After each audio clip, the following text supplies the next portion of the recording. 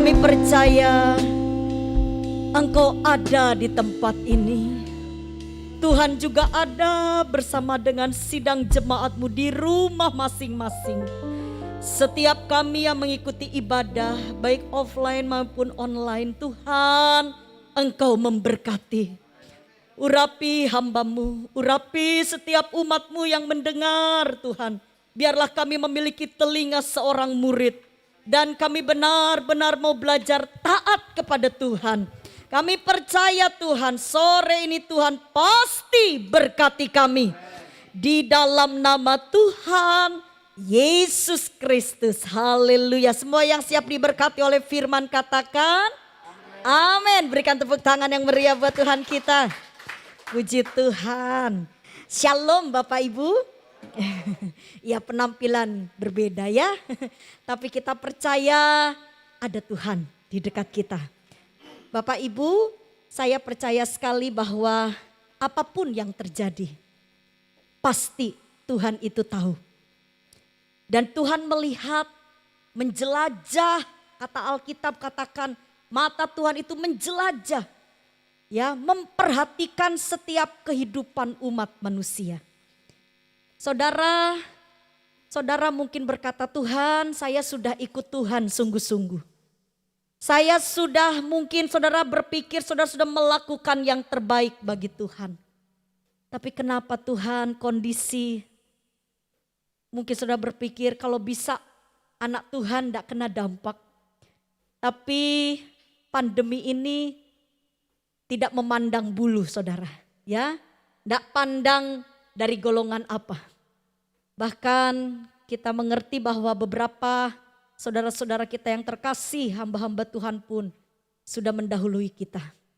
Tapi saya percaya kematian orang benar bukan sesuatu yang menakutkan. Amin. Karena kita di dalam Tuhan.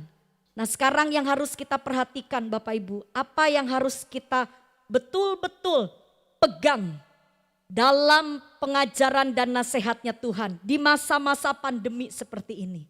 Ya, saya kasih judul firman Tuhan sore hari ini adalah ketekunan. Coba Bapak Ibu bilang kanan kiri, sing tekun. Ya, ayo sama-sama kita lihat dalam Ibrani pasal yang ke-10. Ibrani pasal yang ke-10 mulai dari ayat 36 sampai dengan ayat yang ke-39. Ibrani pasal yang ke-10 ayat 36 yang sudah dapat katakan amin. Saya baca buat Bapak Ibu Saudara. Sebab kamu memerlukan ketekunan supaya sesudah kamu melakukan kehendak Allah, kamu memperoleh apa yang dijanjikan itu. Sebab sedikit, bahkan sangat sedikit waktu lagi. Ini harus kita perhatikan ini ya baik-baik. Ini firman Tuhan ini ya dan amin. Yang setuju katakan amin. Ya, Tuhan katakan sedikit, bahkan sangat sedikit waktu lagi. Dan Ia yang akan datang sudah akan ada tanpa menangguhkan kedatangannya. Ya, dari ayat ini saya hanya ingin menekankan Tuhan itu pasti datang. Pasti Bapak Ibu. Ya, saudara harus tekun. Ketekunan kita tidak mungkin sia-sia. Ya, lalu ayat selanjutnya dikatakan, tetapi orangku yang benar akan hidup oleh apa? Iman. Coba boleh kanan kiri lihat lagi. Beriman. Ya. Sing percanten sampai Gusti Yesus. Amin. Harus percaya sama Tuhan Yesus saudara. Ya, di sini dikatakan tapi orangku yang benar akan hidup oleh iman. Dan apabila ia mengundurkan diri. Nah, ini hati-hati nih. Maka aku tidak berkenan kepadanya. Lalu ayat terakhir dikatakan begini. Tetapi kita bukanlah orang-orang yang mengundurkan diri dan binasa. Tetapi orang-orang yang percaya dan yang beroleh hidup. Yang percaya katakan amin. Ayo kita simak ya Bapak Ibu. Kenapa Tuhan kasih peringatan? Nasihatnya itu kok disuruh tekun. Pak, Bu, kalau keadaan nyaman ya, kalau semuanya beres, kayaknya nasihatnya juga Tidak perlu terlalu alot banget. Ya sampai Tuhan ojo khawatir, ojo takut. Kamu harus tekun. Lalu kalau Bapak Ibu perhatikan, saya ingin saudara mengerti ayat ini dengan baik. Sampai Tuhan bilang begini, yang mengundurkan diri. Pak Bu, kalau kita coba melihat, kalau sampai ada orang mengundurkan diri, saya mau tanya sama saudara, kira-kira situasinya nyaman atau tidak nyaman? Kalau nyaman ngapain mundur, betul gak saudara? Kalau enak itu enggak mungkin murtad. Kalau sepertinya semuanya serba nyaman, yuk maju saudara. Tapi kalau sampai ayat ini yang mundur, berarti saudara akan ada yang mundur. Dan itu sudah dicatat di dalam Alkitab. Sebelum Tuhan datang, ada gereja-gereja yang mengalami kemurtatan. Saudara tolong ini diperhatikan baik-baik. Ini sudah dinubuatkan oleh firman Tuhan. Akan ada dan itu tidak sedikit loh Bapak Ibu. Banyak yang murtad. Kenapa? Karena sebelum Tuhan datang akan ada masa yang sulit. Dan kita sedang memasuki awal permulaan. Ya Bapak Ibu, Alkitab waktu Tuhan Yesus kasih penjelasan sama para murid. Nanti akan ada yang namanya perang bangsa melawan bangsa. Ya kelaparan, bayangin saudara. Ya penyakit sampar, waduh. Lalu saudara gempa bumi, bencana alam. Loh itu sudah dinubuatkan oleh Tuhan Yesus. Lalu Tuhan katakan, tapi jangan sampai kita sesat atau kita ini tidak mengerti. Kata Tuhan itu baru permulaan. Baru permulaan. Belum ada apa-apanya saudara. Bahkan ketika ayat ini, saudara kalau saudara perhatikan waktu Tuhan Yesus menjelaskan tentang akhir zaman. Gereja Tuhan, Yesus tidak akan datang sebelum si pendurhaka itu nyata. Bayangkan, siapa si pendurhaka saudara? Itu adalah pribadi yang menolak Tuhan Yesus. Jadi ini kondisi, ini kita harus siap sedia gereja Tuhan. Tapi saya mau bilang sama saudara, hari ini nasihat firman Tuhan, kita harus tekun. Bapak Ibu waktu saya baca ayat ini, ya gereja Tuhan hari ini tidak boleh dininabobokan dengan dongeng. Saudara jangan buka telinga saudara hanya kepada hal-hal yang enak dan nyaman. Ya tadi siang saya melayani sebuah gereja.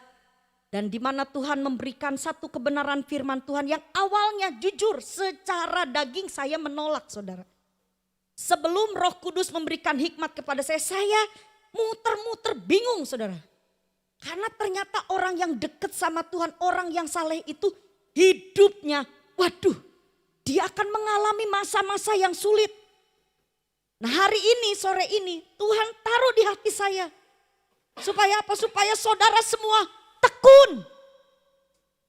Karena dengan ketekunan saudara, saudara akan melihat masa depan yang baik. Bapak Ibu, kalau Tuhan kasih nasihat sama kita, Tuhan itu tidak main-main. Kalau saudara betul-betul tekun, kenapa sih saya sampai mikir gini, kok Tuhan kasihnya ketekunan? Karena orang yang tekun itu orang yang kuat loh Bapak Ibu. Orang tekun itu bisa mencapai garis akhir. Yang dengar katakan amin. Hanya orang yang tekun. Saudara ketekunan itu enggak bisa Bapak Ibu kita raih dengan kehidupan yang seenaknya.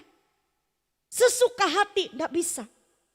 Ketekunan kalau Bapak Ibu kita lihat sama-sama ya. Menurut kebenaran firman Tuhan kita harus tekun sampai mana dulu? Kalau saudara lihat ayat 37 dikatakan sebab sedikit bahkan sangat sedikit waktu lagi. Dan ia yang akan datang sudah akan ada. Jadi Tuhan itu suruh saya dengan saudara tekun. Sampai kapan Bapak Ibu? Sampai Tuhan datang. Kita harus kuat sampai Tuhan datang. Sampai sangkakala Allah berbunyi. Puji Tuhan kalau sampai Tuhan datang, kita masih diberikan nafas. Tapi kalaupun sebelum Tuhan datang, kita sudah ternyata Tuhan suruh kita pulang, ya tetap bersyukur. Saya selalu tekankan kepada jemaat Tuhan, jangan takut mati, tapi ojo bunuh diri. Gak usah takut mati, saudara dengar baik-baik. Kalau saudara memperingati hari kematian, kebangkitan dan kenaikan Yesus, di dalam Tuhan Yesus saudara. Kalau Tuhan Yesus dari mati bisa bangkit, berarti artinya apa? Di balik kematian orang Kristen ada kehidupan. Ada. Dan itu jaminan bagi kita. Gak usah takut mati. Tapi ojo kepengen cepet-cepet ya.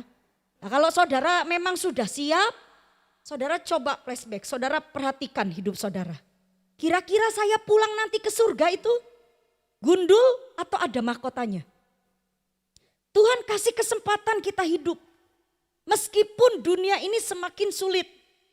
Bahkan buat saya saudara, semakin sulit, wah bintangnya kita bisa semakin besar, banyak.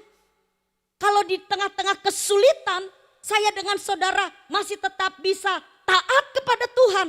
Nilai kita plus di hadapan Tuhan, amin. Karena kualitas kerohanian kita kelihatan. Tapi kalau kita nyaman saja saudara, wah ya maaf kualitasnya belum terlalu kelihatan. Ujian itu, dapur api itu akan memurnikan kehidupan setiap orang percaya. Nah hari ini saudara lihat, seperti apakah orang-orang yang tekun, harus bagaimana supaya saya dengan saudara tekun sampai garis akhir. Saudara lihat ayat 38. Tetapi orangku yang benar. Kalau Bapak Ibu berkata Tuhan, aku mau tekun. Yang pertama, saudara dengan saya wajib hidup dalam kebenaran.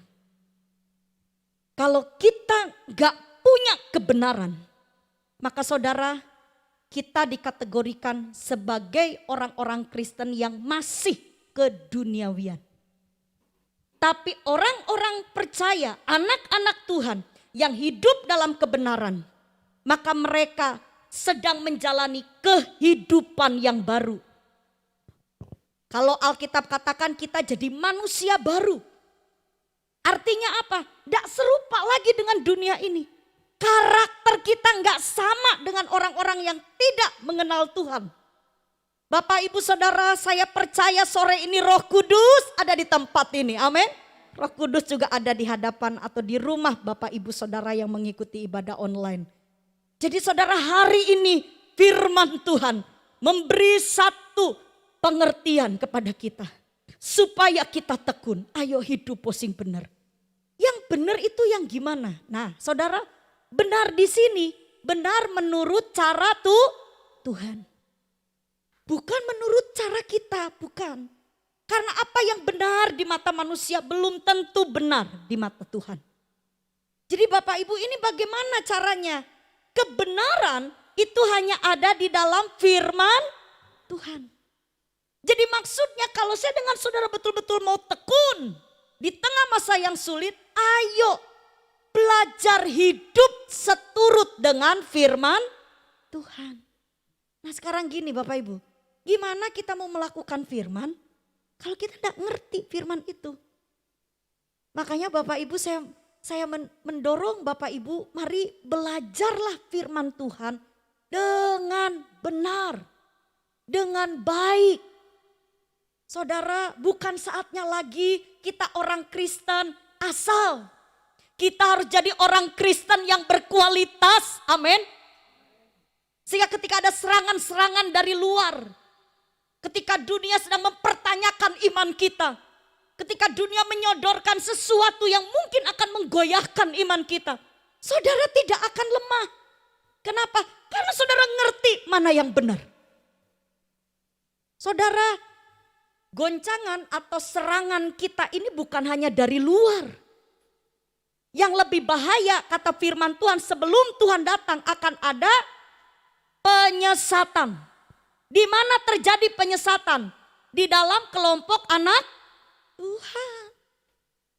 Kalau diserang dari luar, mungkin saudara kan tahu, wah ini gak benar.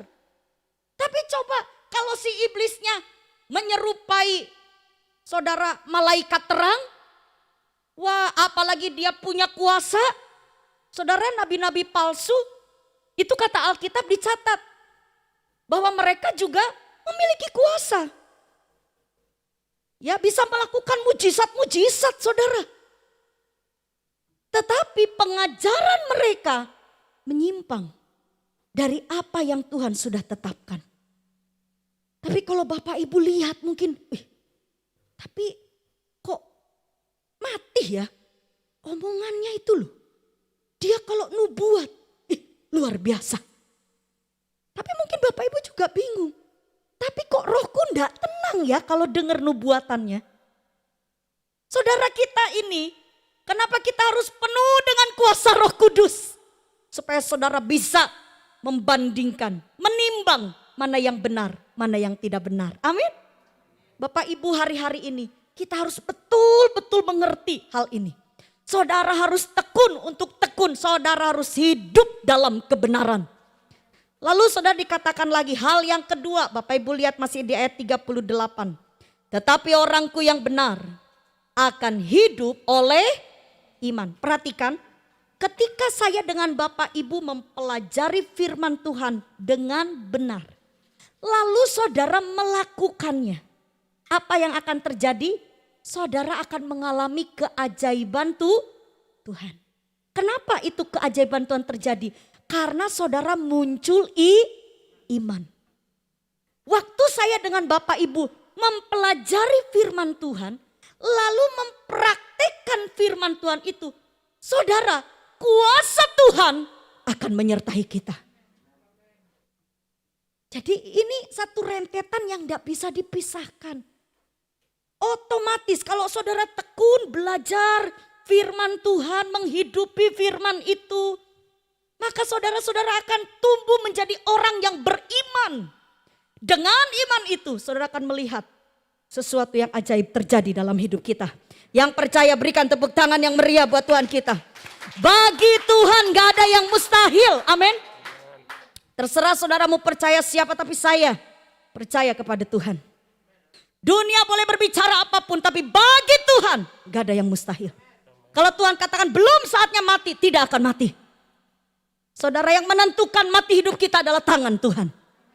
Saya mau bilang sama saudara, ya hari-hari ini, kalau saudara betul-betul, saudara rindu hidup saudara melihat keajaiban Tuhan, ayo pelajari firman itu dengan benar.